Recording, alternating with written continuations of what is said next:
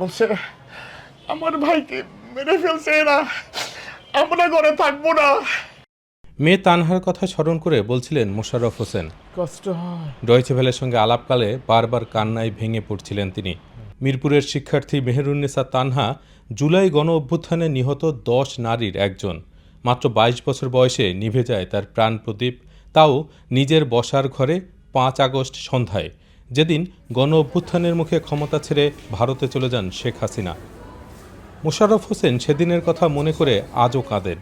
Deutsche ভেলেকে জানালেন কিভাবে জানালা থেকে একটি গুলি এসে তার কন্যাকে ছিন্ন করে দিয়ে যায়। সন্ধ্যা যখন হয়েছে তখন এইখানে গোলাগুলি হইতেছে প্রচুর। এখানে এই পাশে গুলিটা লাগা লাগা যে ভদ্রমহিলার গায়ে লাগে এখানে। তো আমি তো যখন উপরে আসলাম, বসেন, উপরে আসলাম তখন বললাম দেখি আমার মেয়েটা ঘাটটা কাইট করে এখানে পড়ে আছে, যে রক্তের দাগ এখনো, এগুলি সব রক্তরই, এখানে যে এখনো যায়নি রক্ত, এগুলি সব রক্ত। আমার মেয়ের ফুফাতো ভাই ইয়াং ছেলে, একটা ছেলেই দেখবেন আপনি, সেই ছেলেটা 10 নম্বরে গুলি করে মেরে ফেলেছে, ওরে 4 তলায় বাসা আসছে, রাব্বি নাম। তানহা হত্যার বিচার চান মোশাররফ হোসেন। আন্তর্জাতিক অপরাধ ট্রাইব্যুনালে মামলা করেছেন তিনি। যাদের হুকুমে মানুষ হত্যা করা হয়েছে, শেখ হাসিনা, তার মন্ত্রী মিনিস্টার, ইন্টারনেট বন্ধ করে তারা মানুষ হত্যা করছে, তাহলে তারা সবাই অপরাধী। প্রত্যেকটা লোক মানুষ হত্যার সাথে জড়িত। একটা লোকও সরকারকে বলে নাই হাসিনাকে আপনি কাউকে মাইরেন না।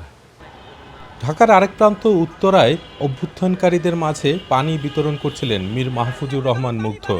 গত বছরের 19 জুলাইয়ের ঘটনা সেটি। হঠাৎ একটি গুলি মুগ্ধর মাথায় বিদ্ধ হয়, মুহূর্তেই মাটিতে লুটিয়ে পড়েন তিনি। মুগ্ধর বড় ভাই মীর মাহমুদুর রহমান দীপ্ত তার ভাইয়ের হত্যাকারীদের বিচার চান। মুগ্ধকে কিভাবে গুলি করা হয়েছিল তা নিয়ে অনুসন্ধান করেছেন দীপ্ত। তিনি ঘটনাস্থলে থাকা বিভিন্ন ভবনের সিসিটিভি ক্যামেরার ফুটেজ সংগ্রহ করেছেন। এরপর সেগুলোকে মিলিয়ে বের করেছেন কিভাবে তার ভাইয়ের উপর গুলি চালানো হয়। শেখ হাসিনার যে ব্যাপারগুলো এখন তো মিডিয়াতেও আপনাদের ফরেন্সিক করে একেবারে স্পষ্ট যে তার নির্দেশেই সবগুলো ঘটনা ঘটেছে, এবং তার সরাসরি নির্দেশের মাধ্যমে কিন্তু পরবর্তী যে প্রশাসন তারা পদক্ষেপ নিয়েছে। তো এটা তো আসলে প্রমাণিত, অবশ্যই আমরা তাকে এর জন্য দোষী মনে করি। ঢাকার আন্তর্জাতিক অপরাধ ট্রাইব্যুনালে শেখ হাসিনা সহ কয়েকজনের বিরুদ্ধে মানবতা বিরোধী অপরাধের বিচার শুরু হয়েছে। যদিও তাদের অনেকেই পলাতক বা বিদেশে অবস্থান করছেন, তাদের অনুপস্থিতিতেই চলবে বিচার। জুলাই আগস্টের মানবতা বিরোধী যে অপরাধ এবং এর পাশাপাশি গত 15 বছর ধরে বাংলাদেশে যে সমস্ত গুম, extra judicial killing, cross fire, সব কিছুই কিন্তু আমাদের এই ট্রাইব্যুনালের এখন বিচার্য বিষয়। তদন্ত প্রক্রিয়া চলমান আছে এবং তার মধ্যে প্রথম রিপোর্টটি 6 মাসের মধ্যেই এসেছে। 4টি মামলার আনুষ্ঠানিক বিচার প্রক্রিয়া চলমান আছে, তার মধ্যে প্রথমটি হচ্ছে শেখ হাসিনার বিরুদ্ধে। সুতরাং আমরা যেটা বলতে পারি যে 1 বছর পূর্ণ হওয়ার আগেই পূর্ণ উদ্যমে বিচার প্রক্রিয়া চলমান আছে। আওয়ামী লীগের নেতারা ইতোমধ্যে এই বিচার প্রক্রিয়ার উপর তাদের অনাস্থার কথা জানিয়েছেন। তবে শেখ হাসিনার পক্ষে রাষ্ট্র নিয়োজিত আইনজীবী আমির হোসেন ট্রাইব্যুনালে বিচার কার্যে অংশ নিচ্ছেন। তিনি তার মক্কেলকে নির্দোষ প্রমাণের ব্যাপারে আশাবাদী।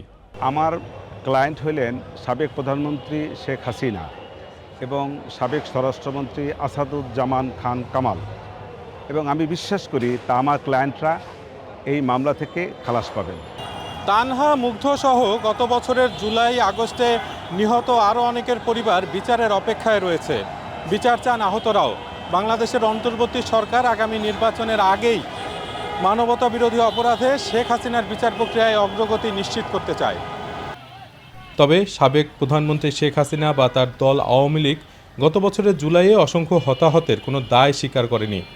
বর্তমানে রাজনৈতিক কর্মকাণ্ড নিষিদ্ধ থাকা দলটির ভবিষ্যৎ নিয়েও অনিশ্চয়তা রয়েছে।